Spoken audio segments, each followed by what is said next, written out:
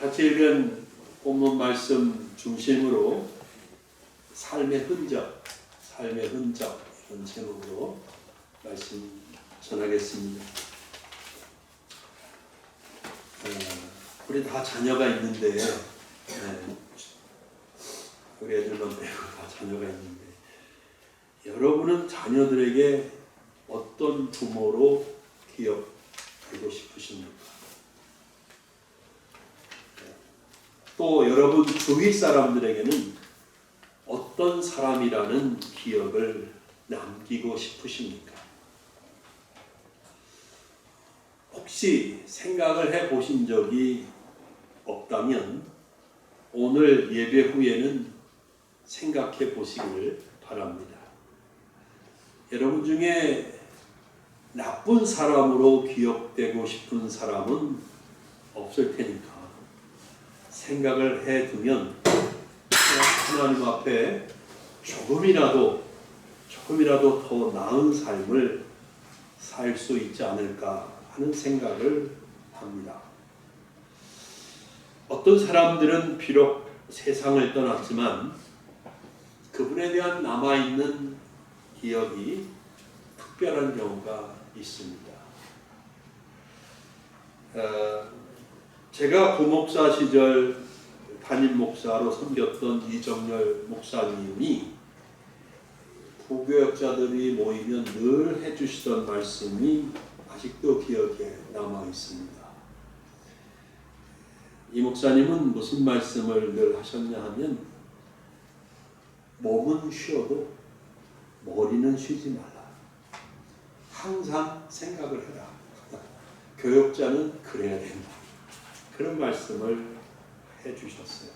그러니까 몸은 쉬고 있어도 늘 생각하면서 하나님의 말씀을 어떻게 전할까, 어떻게 하나님을 섬길까, 사역을 할까 이런 생각들을 계속 하라는 교훈을 주셨는데 지금도 가끔씩 그분의 말씀이 생각이 납니다.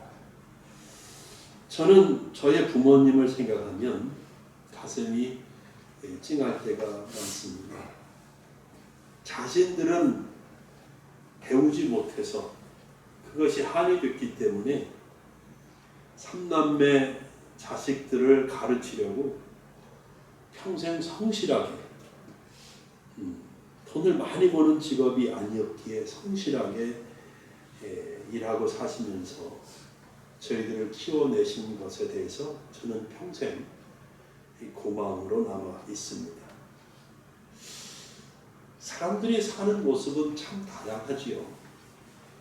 그런데 어떤 사람들은 후세 사람들에게 감동을 줍니다.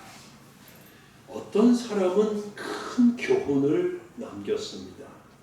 어떤 사람은 다른 사람의 삶을 완전히 바꿔놓을 만큼 그렇게 강력한 영향을 미쳤습니다. 우리가 알고 있는 역사 속 위인들이 바로 그런 분들이겠지요. 그런데 세상을 떠났을 때 남은 사람들이 안타깝게 여기는 사람들이 있는가 하면 반대로 주위 사람들이 노골적으로 속으로 겉으로 말은 하지 않지만 속으로 에이 잘 죽었다 이렇게 생각하는 사람들도 있다는 거죠. 여러분 무엇이 그런 차이를 만들어낼까요? 그들이 평생 동안 살면서 남긴 그의 삶의 흔적 때문입니다. 그가 보여준 말투, 그가 보여준 행동, 그가 보여준 결정, 그가 여러 경우에 보여주는 그 모습이 삶의 흔적이 되어서 사람들에게 어떤 이미지로 굳어지는 것 아니겠습니까? 그래서 어떤 사람은 좋은 흔적을 남기고 어떤 사람은 나쁜 흔적을 남깁니다.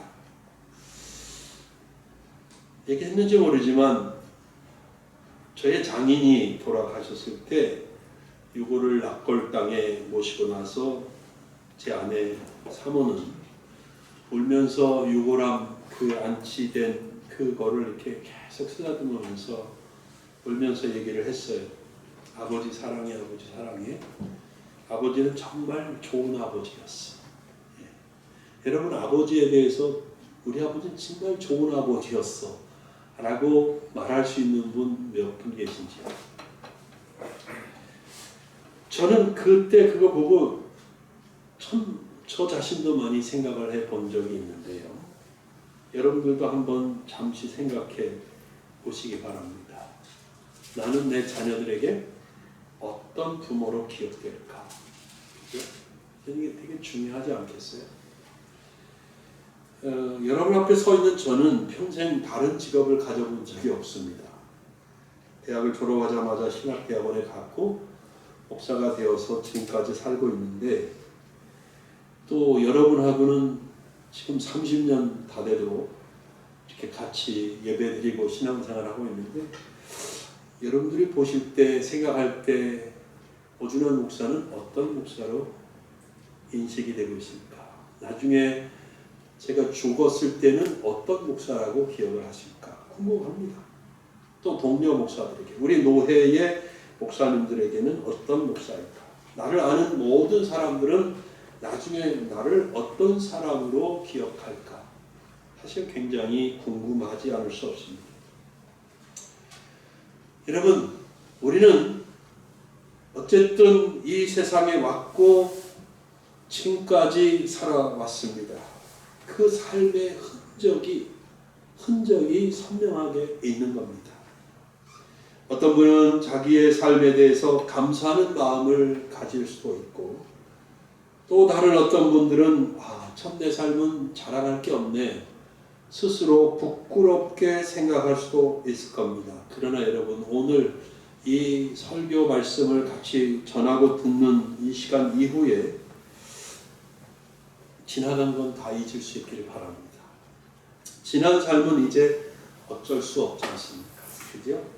지금부터 어떻게 다시 내 삶의 흔적을 만들어 가느냐, 이게 중요하다, 그렇게 믿습니다.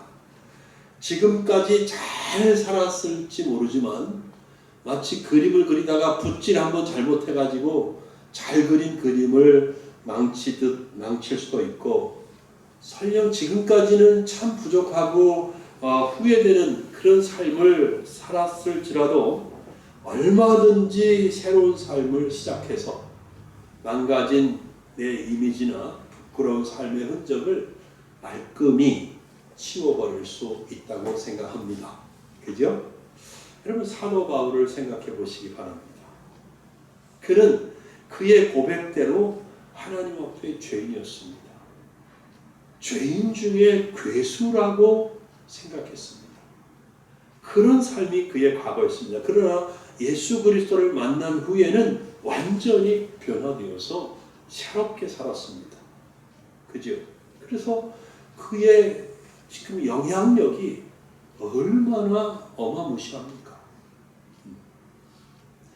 우리나라에는 김익두 목사님 같은 분도 계십니다. 깡패였지만 사람들이 장날 시장 가면서 하나님 오늘 김익두 그놈의 새끼 만나지 않게 해주십시오, 이렇게 못된 삶을 사는 저작거리 깡패였는데, 이분이 변화돼서 하나님 앞에 귀한 종으로 쓰임받게 왔습니다.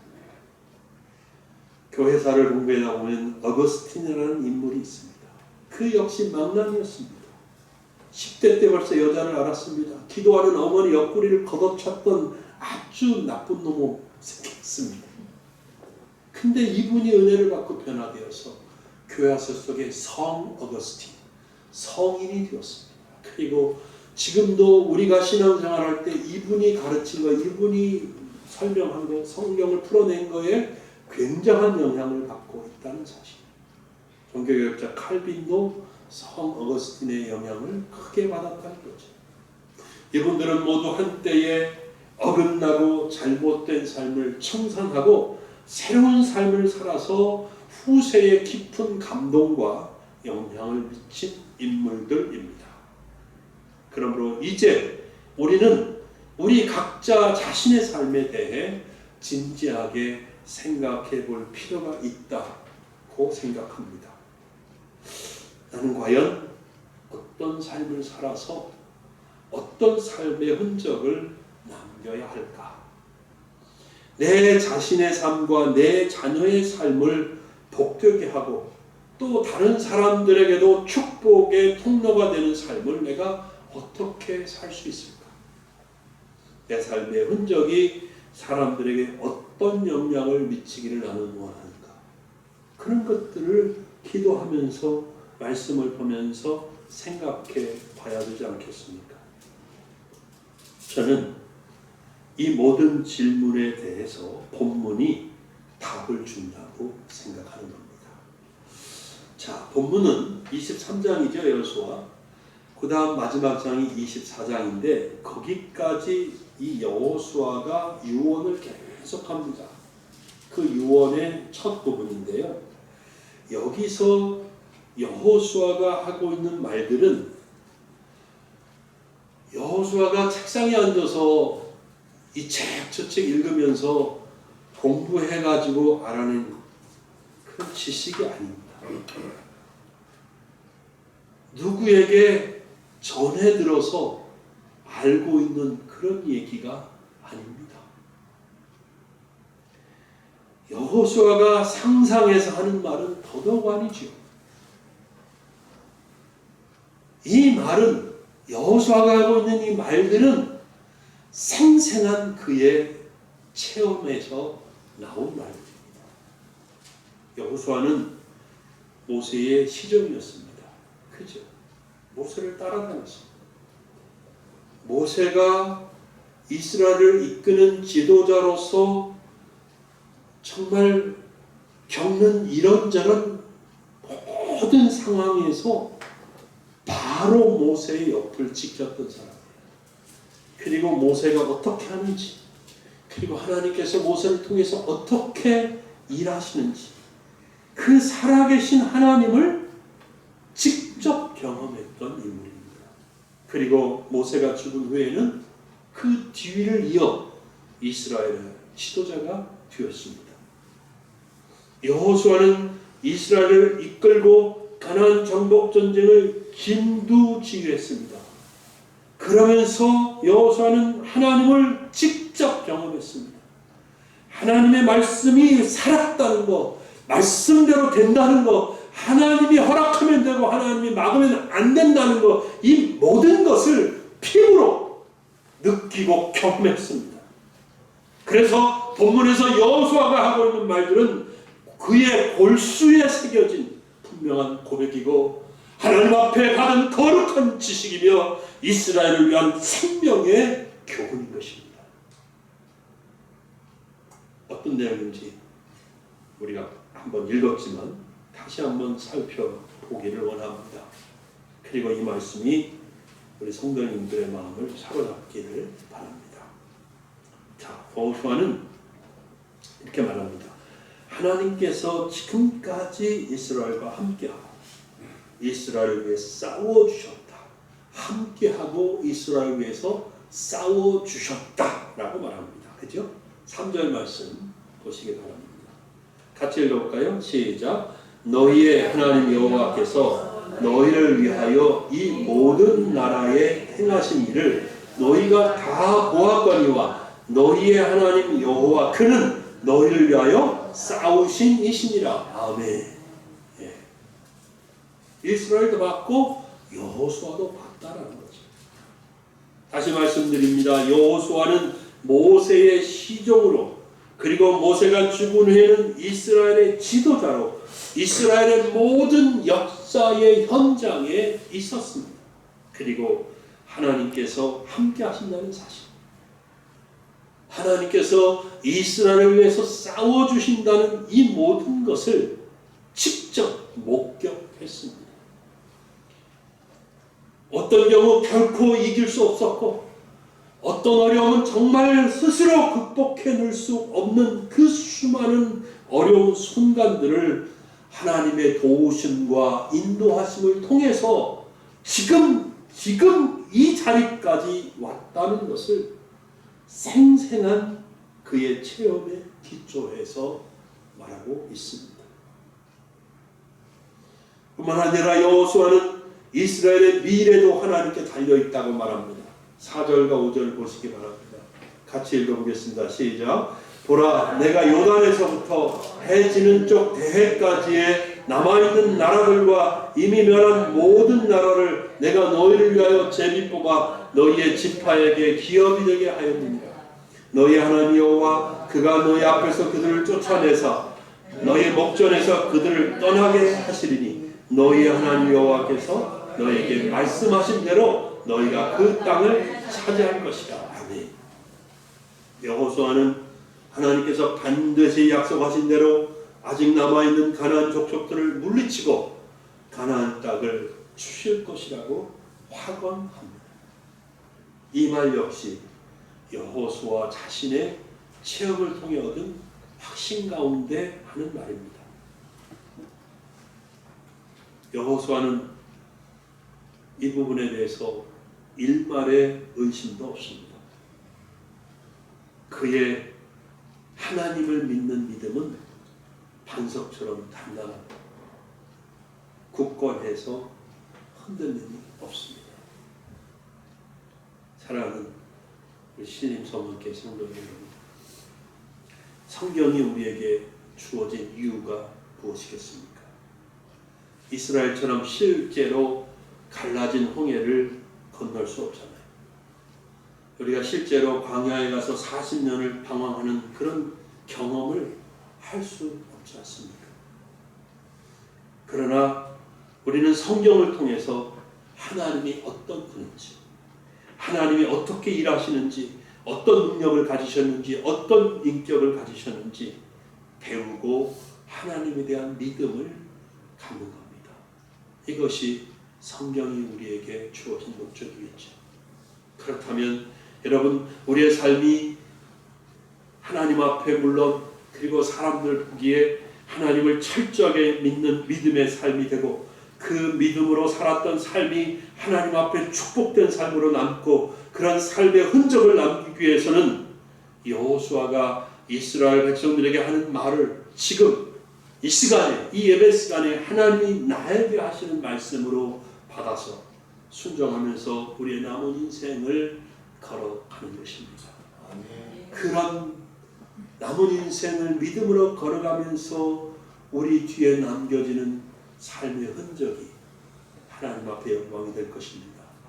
자손들에게 아주 값진 교훈이 될 것입니다.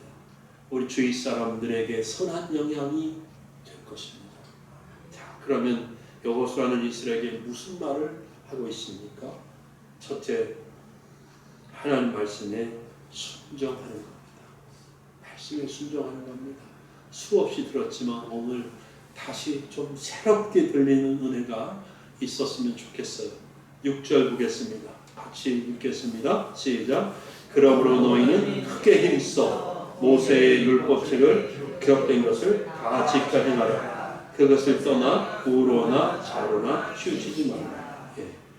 오늘 본문에 모세 율법책이라고 언급된 것은 하나님의 말씀이죠. 이제 우리는 구약과 신약 이 하나님의 말씀 성경을 가지고 있습니다. 하나님의 말씀 즉 성경은 아무리 그 중요성을 강조해도 지나치지 않다고 생각해요. 기독교는 말씀의 종교입니다. 말씀이 없으면 기독교는 존재할 수 없지요. 기독교인에게 하나님의 말씀은 절대 기준이고 가장 높은 권위를 가집니다. 뿐만 아니라 성경에 기록된 하나님의 말씀은 우리에게 능력의 말씀입니다.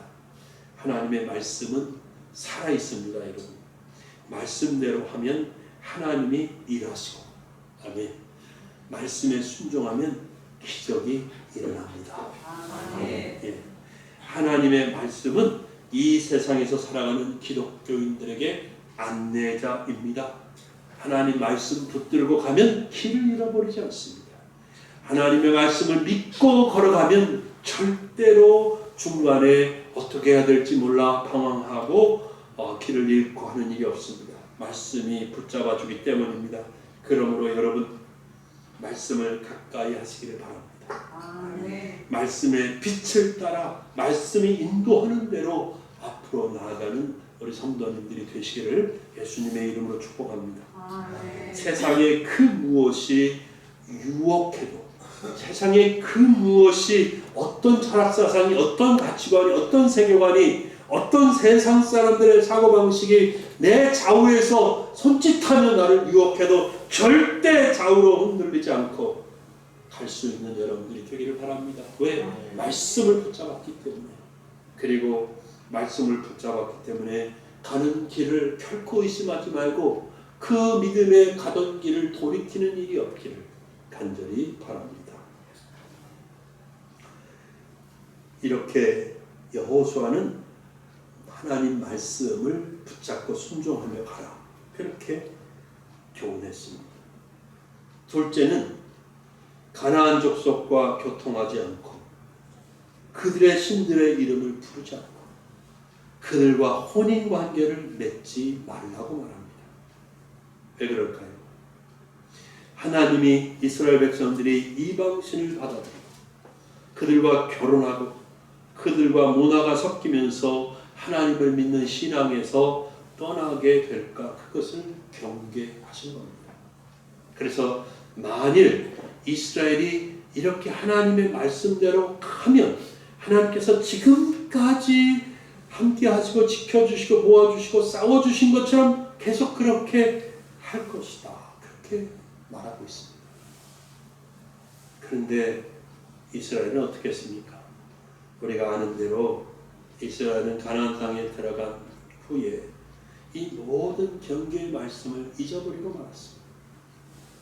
특히 여호수아가 살아있을 때는 그래도 했는데 여호수아가 죽고 여호수아가 하는 것을 경험한 모든 선조들이 죽고 난 그 후 세대들은 하나님을 다 잊어버리고 말았습니다. 그래서 가나안 족속들과 혼인을 하고 그들이 섬기는 신의 이름을 부르며 신들을 섬겼습니다. 그렇게 이스라엘은 하나님을 떠나고 말았습니다. 그 결과 어떻게 됐습니까? 이스라엘은 망했습니다. 북쪽 이스라엘은 예수님 오시기 722년에 아수르 나라에 의해서 멸망당했고, 남쪽 유다는 589년에 바벨론에 의해서 멸망하고 바벨론의 토로로 잡혀가고 말았습니다.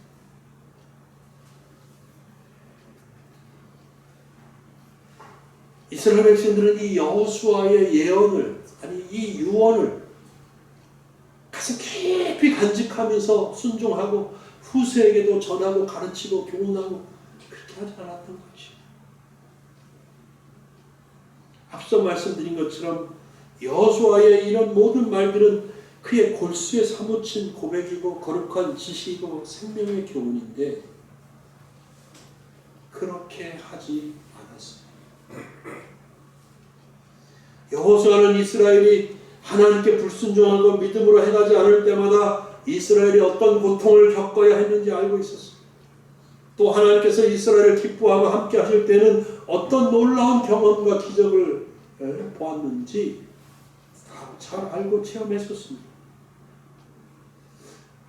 그래서 이제 저는 우리 성도님들에게 말씀드립니다.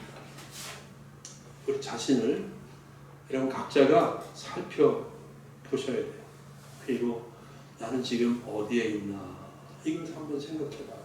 지금 나는 어떤 모습인가, 어떤 인생길을 어느 위치에서 걸어가고 있나 생각해봐야 되죠. 여러분 중에는 이게 다 뭔 말이요? 하나도 이해가 안 돼. 혹시 그런 분이 있다면 하나님을 만나는 경험이 꼭 필요합니다. 꼭 필요합니다. 믿음이 어떻게 생깁니까? 하나님을 어떻게 만납니까? 성경을 통해서. 성경을 듣고 배우고 그렇게 해서 하나님이 살아계신 것을 알게 되고 이 성경의 하나님이 바로 예수 안에서 나의 하나님이라는 사실, 그 믿음이 생겨야 합니다. 꼭 그렇게 될 수 있기를 바랍니다.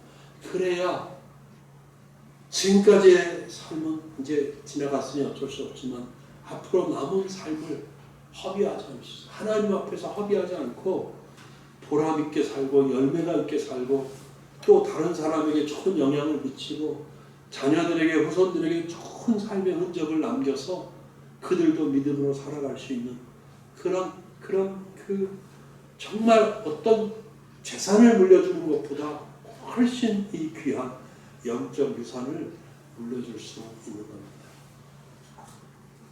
만일 여호수아의 이 모든 말이 믿어지고 아멘 하면서 마음속에 받아들여지는 분이 있다면, 이 말씀에 아멘 할 수 있다면, 여러분 세상의 왕이신 하나님, 우리의 삶의 주관자이신 이 하나님을 알고 사시는 분이죠. 그러므로 이런 분들은 내가 어떤 삶을 살아야 하는지 잘 아실 거라고 생각합니다. 그래서 내가 믿음으로 살면 나의 삶이 축복의 통로가 되고 주위에 있는 사람들이 하나님을 알게 되고 그들도 나 때문에 믿음의 사람들이 되고 이렇게 영향을 끼치는 삶을 살게 될 것입니다. 이런 삶이 우리의 삶의 목적이 되어야 한다고 저는 고백합니다. 아멘. 우리가 이 땅에 태어나서 욕먹는 인생은 아니겠지만 그렇다고 밋밋하게 살기도 원치 않습니다. 영향력 있는 삶을 살고 싶죠. 단 한 사람에게라도 나 때문에 그가 복을 받고 그의 삶이 바뀌는 그런 삶을 살고 싶은 거죠. 내 자녀에게만이라도 나는 선한 영향을 미치고 싶은 겁니다. 이런 고백이 여러분들에게 있기를 바랍니다. 이제 말씀을 맺겠습니다. 여러분, 이제 우리는 어떻게 해야 하겠습니까? 적당히 살아도 될까요? 한 발은 교회에 두고 한 발은 세상에 두고 그렇게 요령껏, 그것이 똑똑한 거고 그것이 고지식하지 않고 융통성 있는 거고 그런 생각하면서 그렇게 살아야 할까요? 아니면 무직하게 오직 하나님의 말씀만 붙잡고 앞으로 나아가야 할까요?